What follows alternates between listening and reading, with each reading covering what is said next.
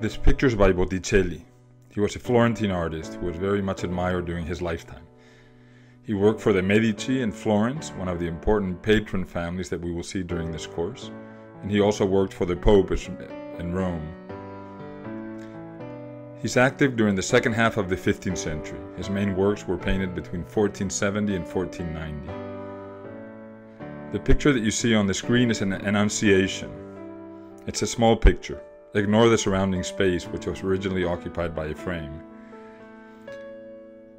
It shows the moment when the Virgin Mary is said to have received news from the angel Gabriel that she will be the mother of Jesus, Son of God.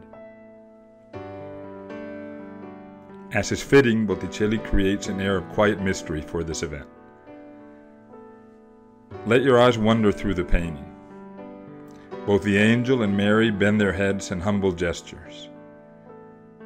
The angel holds his cloak as he kneels. The Virgin modestly covers herself with her robes. We see her through a drawn curtain. This type of image, where we look into a room uninvited, will appear again in our course in several weeks, in the art of Vermeer, a 17th century Dutch painter. Notice the contrast between the hard stone and the straight angles of the architecture, and the softness and curves of the white fabric.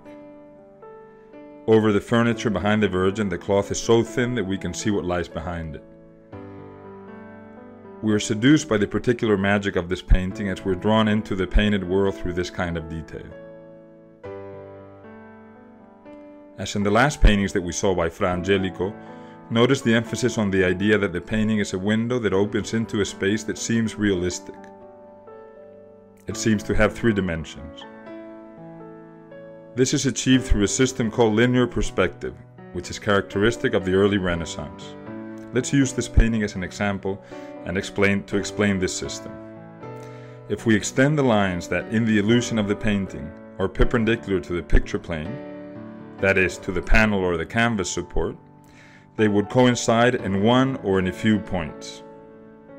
By using the system, the painter creates the impression that the angel is inside of a realistic 3-dimensional space. Like when pop artists inserted the Coca-Cola logos in their painting in the early 1960s, this kind of perspective made the painting look up to date. It looked very modern to contemporaries.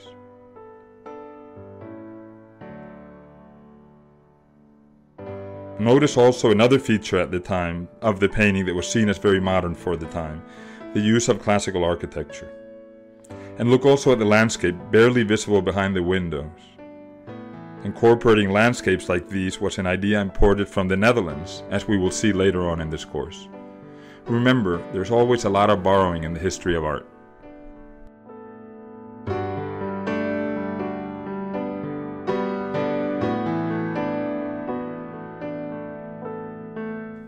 This painting is called Venus and Mars.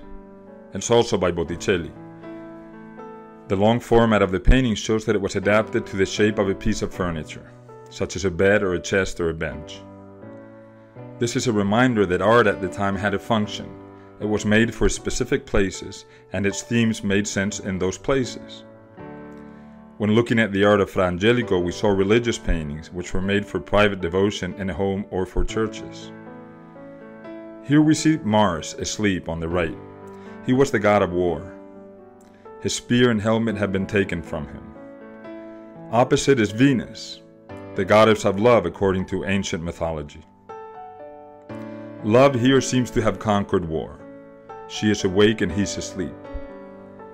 This may have been painted for a bedchamber, and the painting may refer to the power of love, specifically of carnal love.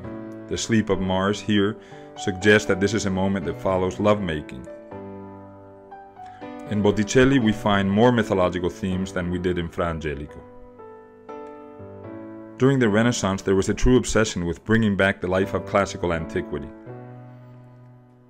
Its remains around Italy and other parts of Europe spoke of its greatness. In their goal of making buildings and statues look like Greek and Roman architectures and sculptures, sculptors could rely on the remains that lay in their midst.